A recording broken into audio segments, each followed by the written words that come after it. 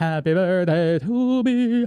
Happy birthday to me. Happy birthday, dear Dracula.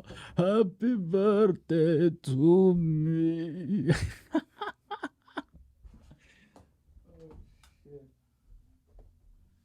So when this episode comes out, it'll be my birthday. I turned 32. It's one of those things where like it's cool to like I don't want to take life for granted, right? So I'm happy I'm still breathing. I have a roof over my head, food, I got people in my life that love me. But the birthday episodes are always kind of like I like to take time.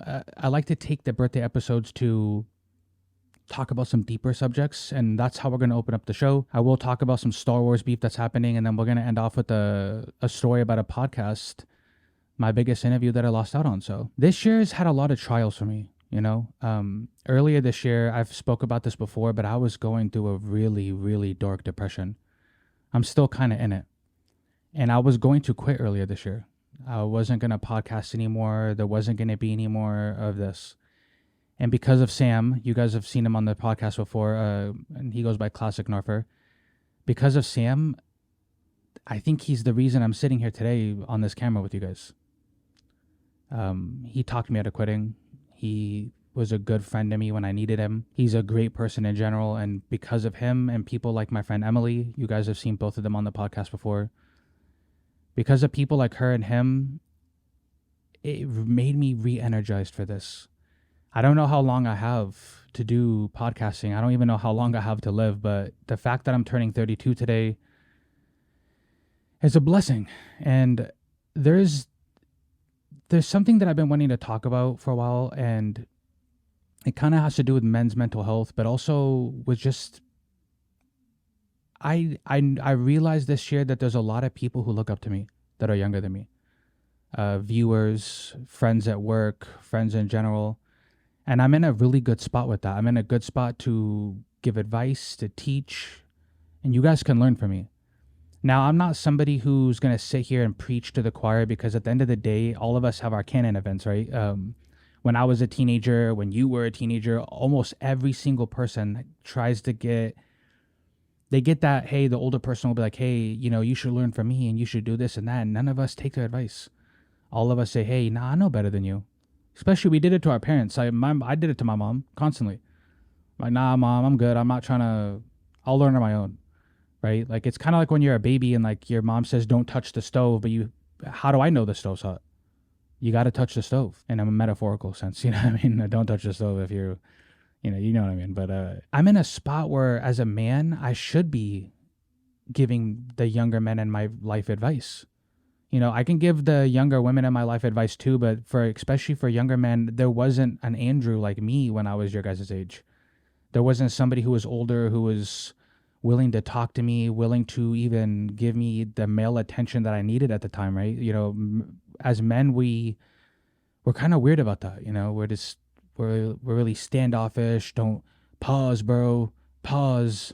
Everything's gay. And like, I get it, right? That's kind of the culture that we have created for ourselves. And a lot of what I'm about to talk about, a lot of it is kind of created by us. Women play a big part as to why men's role has been diminished in our society. But for men, we lost what it means to be a man, right? And I feel like God put us on this planet as we're protectors. We're supposed to protect women and children. We're supposed to protect the household and our towns and our circles. And I don't know when and where we lost this, but it just feels like we did. We're supposed to protect women and children, man. And and the main people who are like getting in trouble for like trafficking or like abuse, it's not that women don't do it, but the main people are men. My grandpa gave me some good advice. So my grandpa, and it's weird because I don't want to say it is actually, you know what? I'm going to say it. It's the best advice I've ever gotten. But my grandpa gave me some advice recently this year. I think it was like a year ago, actually. And he was like, hey, if you love somebody and you want to marry them, you want to have kids with this person, that's like your soulmate, and that's what you're saying, then you got to put them first. Why are you not putting them first? Like, if you want to have, you're willing to have kids with this person, but you're not willing to put them first. And when my grandpa told me that, everything just started to click. And I was like, Grandpa, you're right.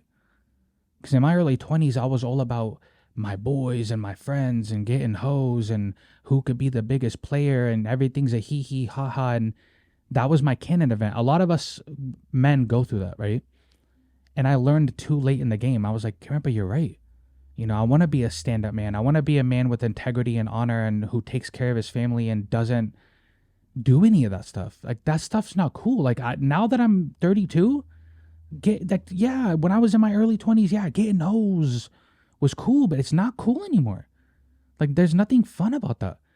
About being dishonest to your partner, you know, being dishonest to your friends, being someone who can't be relied on. Like, that stuff's not cool. And for all the younger men in my life, you guys have a chance to really make a difference for the next generation, right? We could still be men, because being a man, there's a lot of things that make men men. And a lot of the old traditions we could still keep, right? We don't have to be toxic men. We don't have to be men who don't show feelings and emotions and, you know, are willing to teach the younger generation. We don't have to be men who are just rude for no reason. And you know what I mean? You could tell when you see people. I would just say, especially for the younger women who are watching me too, I just want men to go back to being protectors. I want men to go back to being honorable and moving with integrity and the bro code too, right? Like, if you like, don't sleep with your friends' ex-girlfriends or your girl or her girlfriend or his girlfriend, right? You don't do that kind of stuff, right? I mean, it'd be kind of cool to see men going back to like a mix of both, the new generation and the old generation, right? You know, turning 32 just made me realize, like, you know, there's not much time left for me on this planet, let alone podcasting, right? I don't know how much time I have left. Nobody does. So I just want the younger men in my life who are going to end up watching this, especially my coworkers and stuff. I love you guys. I want you guys to succeed, and we could succeed together if you guys just, it's okay to take advice sometimes, right? It's okay to learn. I was so against it when I was your guys' age, right? I was so against, nah, don't tell me what to do, bro. You know, and like, a lot of people are like that, right? And I used to be that, and it is a canon event. Right, but there's certain situations, like the story I said about my grandfather and the advice. Like, take that advice, guys. Like, if you really love somebody and you want that person to be your wife, you want to have kids with them, you got to put them first. And that doesn't mean putting your family second. That doesn't mean never seeing your family or never taking care of your your brothers, your sisters, your mom, your dad, etc. Doesn't mean that. We got to start showing women that we mean business again. Women need to know that, hey, men are men again. They're going to take care of us. We can rely on them, you know, and when a woman's not doing it to you, that doesn't mean you revert back. All right? I'm being serious. If a woman wants to cheat and do all that fucking stupid shit, that has nothing to do with you as a man. All right? You pull your bridges up and you continue being a man of integrity and honor. All right? That doesn't mean go and do something stupid. That's just my advice. We're going to talk about some Star Wars beef, right? So there's a YouTube channel called Star Wars Explained. It's a guy named Alex and Molly, husband and wife. And when I first started watching them back in the day, like, I would watch some of their videos, but they didn't really come across as genuine. Like, you could tell like they were just pretend genuine, right? Like they're fucking frauds, basically, is what I'm trying to say. They are frauds. They come across as like fake nice. When behind the scenes you hear stuff that they do and say, it's like, they're not real fucking friendly, are they? You know what I mean? And we all know those type of people, like the people who are fake, like fake positive and like fake nice. It's like, bro, we can tell what you're doing, right? Well, recently they were basically a part of a campaign online to get numerous content creators demonetized and basically deplatformed, right? Which is like the lowest thing you can do. Like, if you're willing to stop the way this person feeds their family and feeds their employees and makes a living because you don't agree with something they said, I'm sorry, bro, but that's fraudulent behavior. And they participated in that. Mainly Molly. But I don't know. Do I agree with everything Geeks and Gamers says? No. And Ryan Kennel, Nerdrotic, Star Wars Theory, there's a lot of people that I watch daily that I don't agree with everything they say, but I like their stuff. There's a lot of people who I don't like everything they say, but hey, I'll check in once in a while and I'm like, yeah, that was good content, because that's what matters to me, is content and entertainment, Do you know what you're talking about when you talk about Star Wars? Do you know what you're talking about when you talk about sports?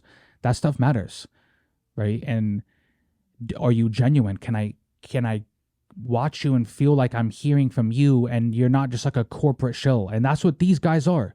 They come across as real shilly, real corporate. Like, that was one of my biggest pet peeves about me. I'm like, do I come across that way to the people who support me?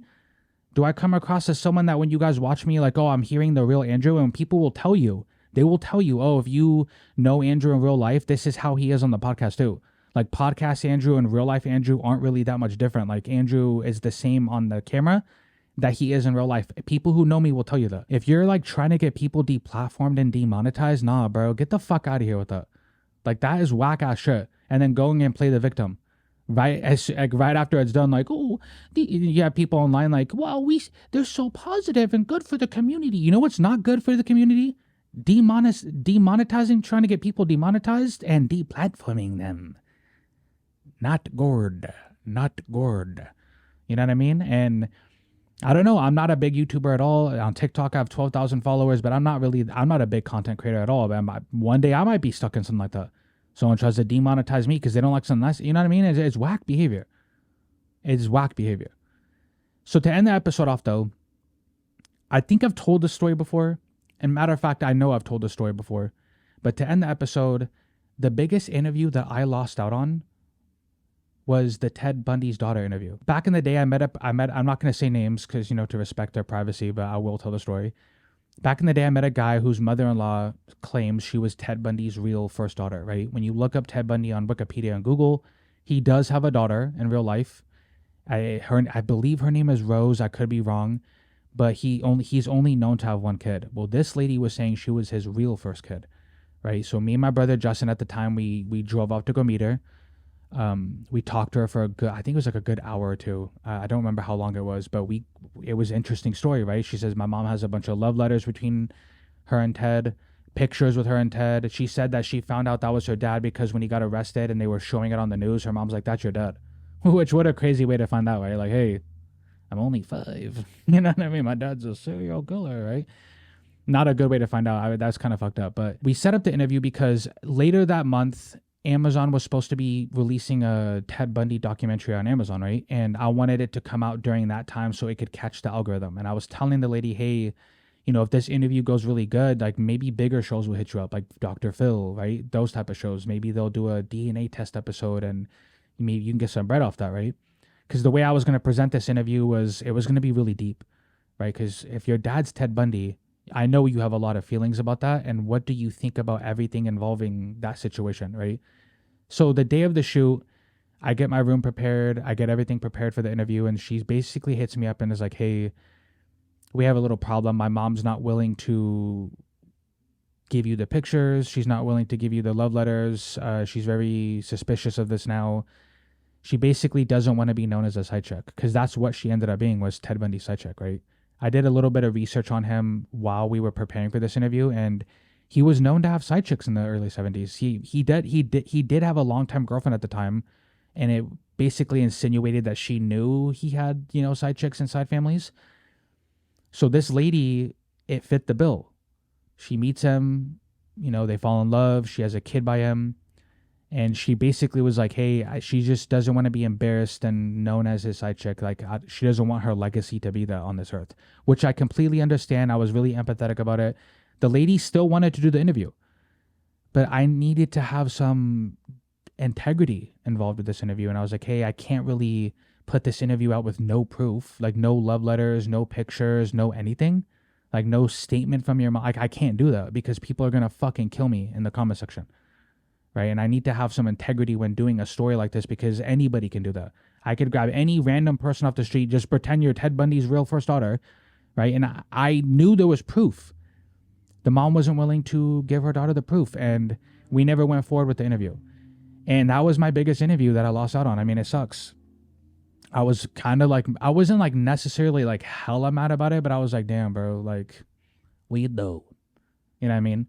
And I think it was like years later, my cousin ended up working at Red Robin, and one of the cooks there was the Green River Killer's stepson. And I tried to get that interview, and he was like, nah, I don't really want to do the interview. My family just wants to get past this. Again, I'm empathetic towards that because who wants to be known as that, right? But I thought it'd be good content, right? There's a lot of people who love that type of stuff, right? And for some reason, these people didn't want to do it. I understood, but yeah, I mean, that's some of the behind the scenes about those interviews. Maybe one day she'll do it. Who knows? You know, maybe she'll hit me back up and say, "Hey, I thought at the time it'd be perfect because the whole Amazon documentary and like that stuff's kind of worn out now, bro. Like no one gives a fuck if like if you're the. But with hers, it was like, hey, I'm the first real daughter, right? He's only known to have one daughter. This would have been like a never before heard interview about him. Like, you know, everybody kind of talks about him and they make videos about Ted Bundy, but this would have been the first time, like new information. This would have been something new to add to that story, which would have been huge for the channel. Would have been very huge for the channel. So, you know, I lost out on it. You live and you learn, you know? But yeah, that's tonight's episode, guys. Thank you for joining me. You can find me on Instagram, TikTok, YouTube Shorts, obviously YouTube, Facebook Reels, all that good stuff. I want to send a quick shout out to Classic Norfer and M. I love you too. You guys are I can't express how much I love you guys, you know. And to all the young people that are in my life that look up to me or just, you know, enjoy my presence, I'm going to try to be a better man overall so that you guys see what it's like and you see how real men operate. You know what I mean? But yeah, till next time, guys. Peace.